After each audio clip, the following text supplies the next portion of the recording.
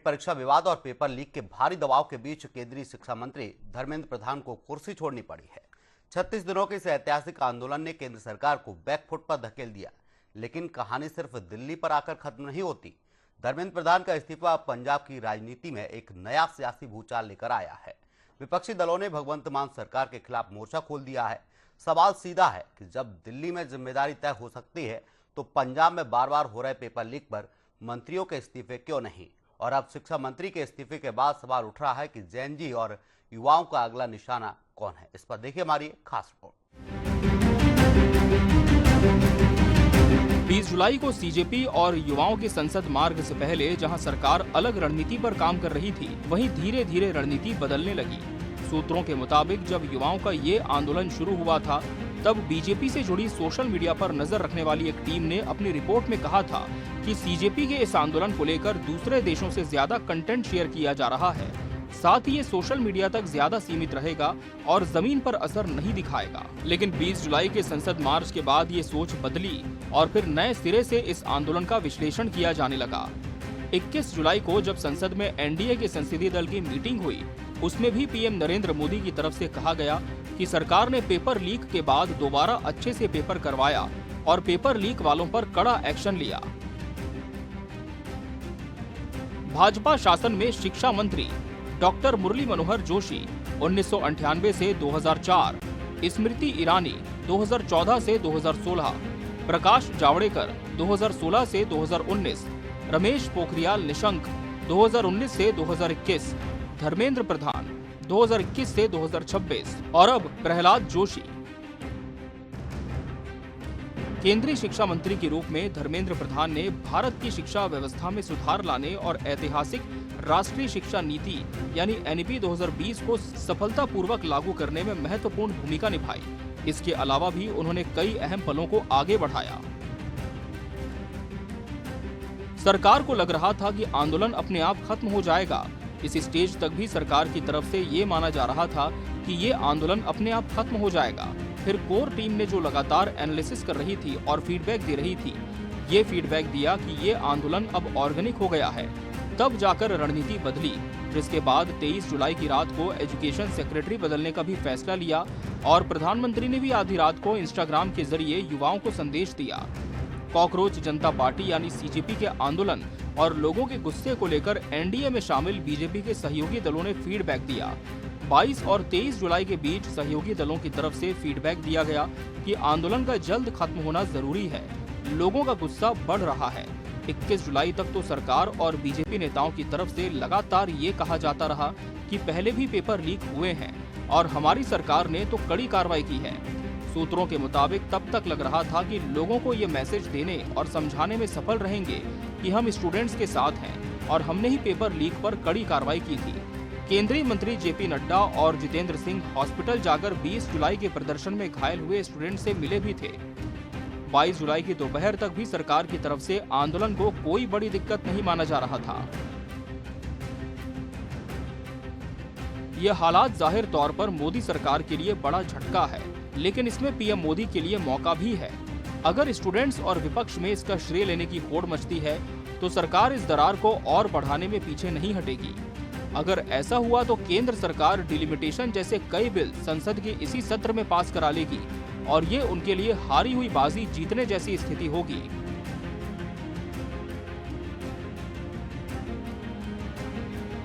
कई सीनियर नेता कह रहे थे कि ये विपक्ष की राजनीति है और हम इस राजनीति का पर्दाफाश करेंगे।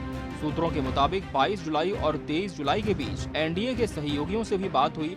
ज्यादातर की राय थी कि आंदोलन बड़ा हो रहा है और इसे रोकना जरूरी हो गया है।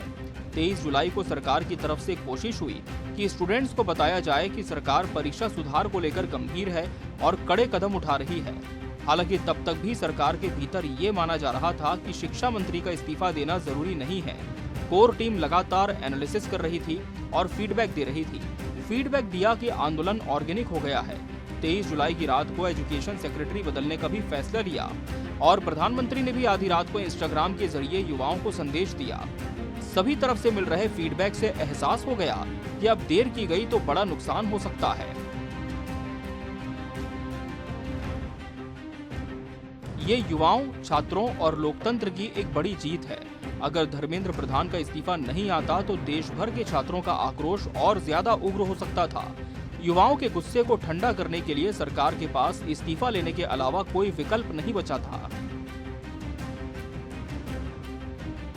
केंद्रीय शिक्षा मंत्री धर्मेंद्र प्रधान के इस्तीफे दिए जाने का असर अब पंजाब की राजनीति पर साफ तौर पर दिखने लगा है। पेपर लीक और परीक्षा विवादों के बाद धर्मेंद्र प्रधान के पद छोड़ने का उदाहरण को सामने रखते हुए विपक्षी दलों ने पंजाब की भगवंत मान सरकार के खिलाफ मोर्चा खोल दिया है। पंजाब के 2 मंत्रियों के खिलाफ सियासी माहौल गर्मा गया है। कांग्रेस और शिरोमणि अकाली दल समेत बीजेपी ने पंजाब के शिक्षा मंत्री हरजोत सिंह बैस और स्वास्थ्य मंत्री बलबीर सिंह के इस्तीफे की मांग तेज कर दी है। इस्तीफे की मांग इसलिए तेज हो गई है क्योंकि धर्मेंद्र प्रधान के इस्तीफे से विपक्षी दलों को पंजाब सरकार को घेरने का एक बड़ा राजनीतिक और नैतिक आधार मिल गया है। पंजाब में विधानसभा चुनाव को लेकर सियासत पहले से गर्म है। अब धर्मेंद्र प्रधान के इस्तीफे ने विपक्षी दलों को एक मौका दे दिया है कि जब केंद्र सरकार अपने मंत्री को हटा सकती है तो पंजाब सरकार क्यों नहीं। ऐसे में सवाल उठता है कि क्या हरजोत सिंह बैस भी अपनी कुर्सी छोड़ेंगे, क्योंकि दिल्ली के जंतर मंतर की तरह ही पंजाब में भी आवाज उठने लगी है। पंजाब प्रदेश कांग्रेस कमेटी के अध्यक्ष अमरिंदर सिंह राजा वड़िंग ने केंद्रीय शिक्षा मंत्री धर्मेंद्र प्रधान के इस्तीफे का स्वागत करते हुए युवाओं के संघर्ष की जीत बताया। इसके साथ ही उन्होंने कड़े शब्दों में मांग की कि जिस तरह राष्ट्रीय स्तर पर पेपर लीक के लिए जवाबदेही तय हुई है, ठीक उसी तरह पंजाब में भी मुख्यमंत्री भगवंत मान और शिक्षा मंत्री हरजोत सिंह बैस को अपने पदों से इस्तीफा देना चाहिए। ये विपक्षी दलों से लेकर स्टूडेंट्स तक हर किसी के लिए विन विन यानी जीत की स्थिति है। ये पीएम मोदी और सरकार के लिए बहुत बड़ा झटका है। अगर धर्मेंद्र प्रधान का इस्तीफा नहीं होता तो ये आंदोलन और बढ़ जाता। युवाओं के आक्रोश को ठंडा करने के लिए उनका इस्तीफा जरूरी था। यह आंदोलन बताता है कि लोकतांत्रिक तरीके से बदलाव लाया जा सकता है।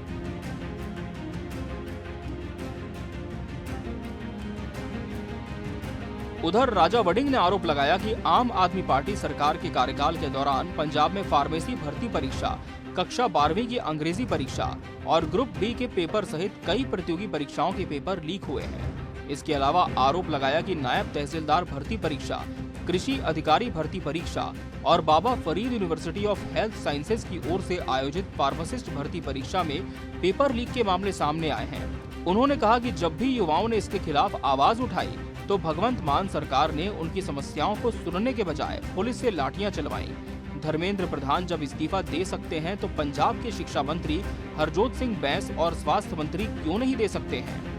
कांग्रेस प्रदेश अध्यक्ष ने भी याद दिलाया कि आम आदमी पार्टी के वरिष्ठ पदाधिकारी मनीष सिसोदिया ने एक बार दावा किया था कि अगर पंजाब में परीक्षा के पेपर लीक होते हैं तो जिम्मेदार मंत्री को इस्तीफा देने के लिए मजबूर होना पड़ेगा। उन्होंने बताया कि पंजाब ग्रुप बी परीक्षा के प्रश्न पत्र लीक हुए 6 महीने हो चुके हैं। इससे पहले कक्षा 12वीं की अंग्रेजी और फार्मासिस्ट भर्ती परीक्षा सहित 4 पेपर लीक हो चुके हैं, लेकिन कोई जांच नहीं हुई और न ही कोई जवाबदेही तय हुई। राजा वड़िंग ने कहा कि अगर शिक्षा मंत्री ने इस्तीफा नहीं दिया तो दिल्ली की तरह पंजाब की सड़क पर उतरकर आंदोलन करेंगे। पंजाब में बीते 4.5 सालों में 6 बड़े परीक्षा घोटाले हुए हैं, जिससे 5 लाख से ज्यादा युवाओं का भविष्य अधर में लटका हुआ है। सुपर सीएम अरविंद केजरीवाल और भगवंत मान को इसकी नैतिक जिम्मेदारी लेते हुए अपने शिक्षा और स्वास्थ्य मंत्रियों को तुरंत बर्खास्त करना चाहिए।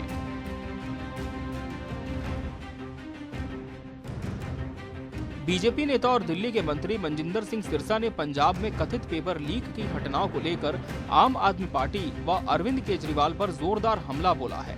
उन्होंने पंजाब के शिक्षा मंत्री हरजोत सिंह बैस के इस्तीफे की मांग की है।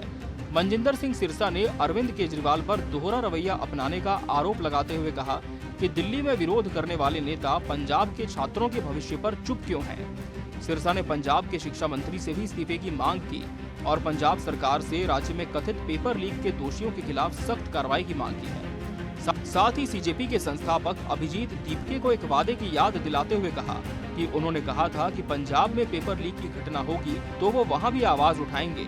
समय आ गया है कि ये लोग अपने वादे पर कायम रहें और पंजाब जाकर वहां के युवाओं के लिए भी लड़ाई लड़ें। शिरोमणि अकाली दल ने भी पंजाब पेपर लीक के मुद्दे पर आक्रामक रुख अपनाते हुए पंजाब सरकार को घेरा है। अकाली नेताओं का कहना है कि आम आदमी पार्टी विपक्षी दल के रूप में दूसरे राज्यों या केंद्र में पेपर लीक पर तुरंत इस्तीफे की मांग करती है, लेकिन अपने ही राज्य में बार बार परीक्षा प्रणाली फेल होने पर पूरी तरह चुप्पी साध लेती है। अकाली दल की सांसद हरसिमरत कौर बादल ने परीक्षा तंत्र की विफलता और युवाओं के भविष्य के साथ खिलवाड़ करने का आरोप लगाते हुए शिक्षा मंत्री हरजोत सिंह बैंस और स्वास्थ्य मंत्री बलबीर सिंह के तत्काल इस्तीफे की मांग की है। उन्होंने कहा कि पंजाब में 4.5 साल में 6 परीक्षा घोटाले हुए, जिससे 5 लाख युवा अधर में लटके हुए हैं। सुपर सीएम अरविंद केजरीवाल और गुरुद्रोही भगवंत मान, इसकी पूरी जिम्मेदारी आप पर है। आप पंजाब के युवाओं की उम्मीदों पर खरे नहीं उतरे हैं। आपको नैतिक जिम्मेदारी लेनी चाहिए और अपने शिक्षा और स्वास्थ्य दोनों मंत्रियों को बर्खास्त करना चाहिए। अरविंद केजरीवाल और आम आदमी पार्टी का दोहरा रवैया अब बेनकाब हो चुका है। दिल्ली में आकर वे छात्रों के प्रदर्शन का राजनीतिक फायदा उठाते हैं, लेकिन पंजाब में जब बार बार पेपर लीक होते हैं तो वे चुप्पी साध लेते हैं। पंजाब के शिक्षा मंत्री को तुरंत हटाया जाना चाहिए। पंजाब में विधानसभा चुनाव होने हैं। धर्मेंद्र प्रधान से इस्तीफे के बाद पंजाब सरकार की जवाबदेही पर सवाल उठने लगे हैं। वजह यह है कि आम आदमी पार्टी ने पेपर लीक के मुद्दे पर धर्मेंद्र प्रधान के इस्तीफे के लिए मोर्चा खोल रखा था। अरविंद केजरीवाल सहित आम आदमी पार्टी के तमाम नेता सीजेपी के मंच पर पहुंचकर मोदी सरकार को कटघरे में खड़े करते नजर आए थे। अब धर्मेंद्र प्रधान के इस्तीफा देने के बाद विपक्षी दलों ने पंजाब में हुए पेपर लीक के मुद्दे उठाकर आम आदमी पार्टी पर सियासी दबाव बनाना शुरू कर दिया है। बीजेपी ने कहा कि अरविंद केजरीवाल दिल्ली में छात्र आंदोलनों में सक्रिय रूप से भाग लेते हैं, केंद्र सरकार पर हमला बोलते हैं, दिल्ली में छात्रों को प्रदर्शन के लिए उकसाने का काम करते हैं, इसका राजनीतिक इस्तेमाल करते हैं। वहीं जब पंजाब में एक के बाद एक पेपर लीक के मामले सामने आते हैं तो यही नेता चुप्पी साध लेते हैं। कांग्रेस ने कहा कि केंद्रीय परीक्षाओं की तरह पंजाब में भी पेपर लीक हुए हैं, लाखों छात्र प्रभावित हुए हैं। पंजाब सरकार को साफ करना चाहिए कि इन मामलों में अब तक क्या कार्रवाई की गई है। विपक्षी नेताओं का आरोप है कि आम आदमी पार्टी नेतृत्व केंद्र सरकार या अन्य राज्यों में शिक्षा से जुड़े मुद्दों पर तो आक्रामक रुख अपनाता है और विरोध प्रदर्शनों में शामिल होता है, लेकिन अपने ही राज्य पंजाब में परीक्षा प्रणाली की विफलता पर पूरी तरह चुप रहते हैं। राजा वडिंग का कहना है कि पंजाब के युवाओं का प्रतियोगी परीक्षाओं से भरोसा उठ चुका है और सरकार केवल लीपापोती करने में जुटी है। ये स्टूडेंट्स की ऐतिहासिक सफलता है। जेपी के आंदोलन को भी 3 साल बाद सफलता मिली थी, जब उन्होंने चुनावों में 1977 में इंदिरा गांधी की सरकार को हराया था, जबकि यहाँ तो महज 36 दिनों में उन्होंने सरकार को अपनी मांगों के आगे झुका दिया। मूल रूप से तो ये पिछले 4-5 दिनों के दबाव की सफलता है। स्टूडेंट्स के समर्थन में देश भर में आंदोलन शुरू हो गए। मुंबई, पुणे, लखनऊ, जयपुर, हर जगह आंदोलन शुरू हो गए। बिहार में पटना जैसे बड़े शहर की बात छोड़ दीजिए, खगौल जैसी छोटी जगह पर भी युवा सड़कों पर उतर गए। दरभंगा, सिवान, छपरा, औरंगाबाद, जहानाबाद, शेखपुरा, कई जगह स्टूडेंट्स सड़कों पर थे।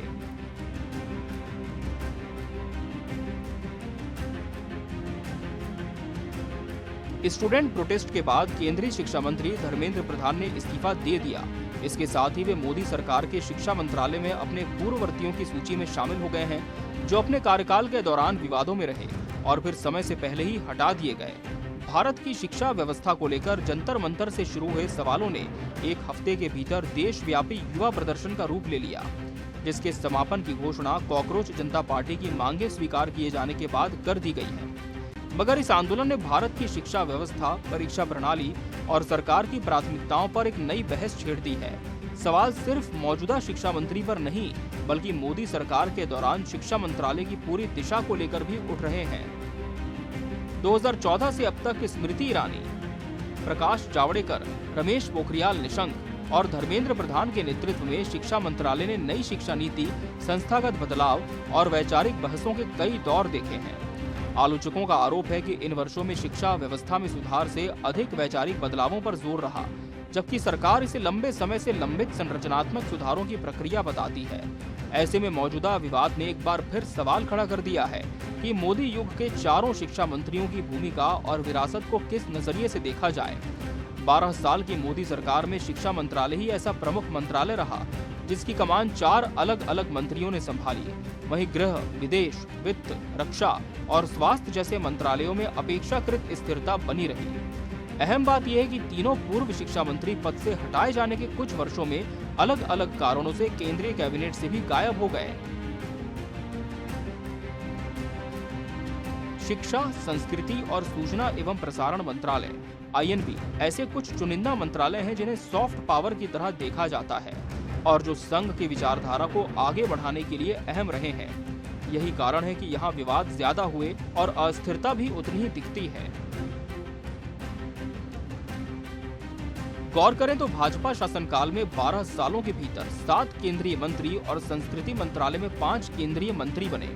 मोदी सरकार के पहले कार्यकाल में स्मृति ईरानी और प्रकाश जावड़ेकर ने मानव संसाधन विकास मंत्रालय संभाला। मोदी 2.0 में ये जिम्मेदारी रमेश पोखरियाल निशंक को मिली, मगर 2021 में हुए कैबिनेट के दौरान धर्मेंद्र प्रधान को केंद्रीय शिक्षा मंत्री बना दिया गया, जिनके इस्तीफे की मांग को लेकर 1 महीने तक कॉकरोच जनता पार्टी के समर्थक जंतर मंतर पर बैठे रहे और आखिरकार केंद्र सरकार दबाव में आई। इससे पहले मोदी सरकार संसद में नीट लीक के मामले में वार्ता कराने पर सहमत थी, मगर वो विपक्ष से कह रही थी कि वे इस्तीफे की मांग को चर्चा की शर्त न बनाएं। गौरतलब है कि 2014 में बनी पहली मोदी कैबिनेट में धर्मेंद्र प्रधान को पेट्रोलियम मंत्री बनाया गया। फिर मोदी 2.0 में वे शिक्षा मंत्री बने और मोदी 3.0 कार्यकाल में भी ये जिम्मेदारी जारी रही। उनके कार्यकाल में राष्ट्रीय शिक्षा नीति (NEP) को बढ़ावा मिला। मातृभाषा और कई भाषाओं में शिक्षा को उन्होंने बढ़ावा दिया, मगर 3 भाषा फॉर्मूला पर तमिलनाडु राज्य सरकार के साथ लंबे समय तक वे विवाद के केंद्र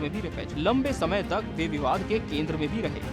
विरोधियों ने उन पर राजनीतिक हस्तक्षेप और हिंदी थोपने का आरोप लगाया, जिससे शिक्षा नीति केंद्र बनाम राज्य के विवाद का मुद्दा बन गई।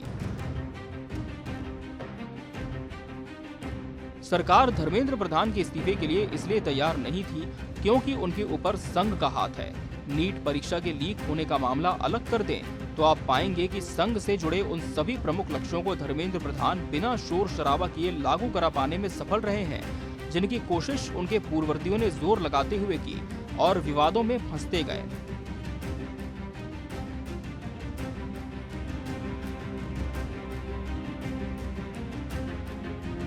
मोदी के कार्यकाल के चारों शिक्षा मंत्रियों को एक ही पैमाने पर रखा जाना चाहिए, क्योंकि कोई भी अपना विजन लागू करने के लिए स्वतंत्र नहीं था। रणनीतियां ऊपर से बनती थी। हाँ, ये जरूर है कि हर मंत्री का उसे लागू करने का तरीका अलग हो सकता है। जैसे स्मृति ईरानी ज्यादा मुखर थी, जावड़ेकर रणनीतिक चुप्पी वाले व्यक्ति थे। असल में मोदी के शासन में शिक्षा विभाग में जो भी नीतियां अपनाई गई, वे सभी वाम विचारधारा को हटाने के मकसद से लागू हुई। संघ का मकसद भारत की शिक्षा व्यवस्था से वाम विचारधारा वाली शिक्षा पद्धति को हटाना है, क्योंकि संघ के मुताबिक वे मुगलों के समर्थक रहे हैं। उनकी नजर में मुगल घुसपैठिए हैं और देश की मुस्लिम आबादी उनकी वंशज है। वे ये काम अपनी कई शाखाओं में से एक बीजेपी के जरिए करवा रहे हैं। इसी पैमाने पर मोदी शासन के शिक्षा मंत्रालय से जुड़ी नीतियों को देखा जाना चाहिए। वहीं विजय त्रिवेदी संघ के इसी लक्ष्य को मोदी सरकार के 4 शिक्षा मंत्रियों के चयन का पैमाना मानते हैं। स्मृति ईरानी को छोड़ दें तो बाकी तीनों शिक्षा मंत्री प्रकाश जावड़ेकर, रमेश पोखरियाल निशंक और धर्मेंद्र प्रधान संघ की पृष्ठभूमि से आते हैं। वाजपेयी के जमाने में भी संघ से आने वाले मुरली मनोहर जोशी को शिक्षा मंत्री बनाया गया था, जो दर्शाता है कि संघ इस मंत्रालय में अपना दखल हमेशा चाहता रहा है। गौरतलब है कि जब 2014 में स्मृति ईरानी को मानव संसाधन विकास मंत्री बनाया गया, तब वो राहुल गांधी से हार कर कैबिनेट का हिस्सा बनी थी। मानव संसाधन विकास मंत्रालय का नाम मोदी के दूसरे कार्यकाल के दौरान बदला गया। तब केंद्र सरकार ने इसे राष्ट्रीय शिक्षा नीति की प्रमुख सिफारिश बताते हुए बदला, ताकि शिक्षा पर फोकस रहे। 1985 से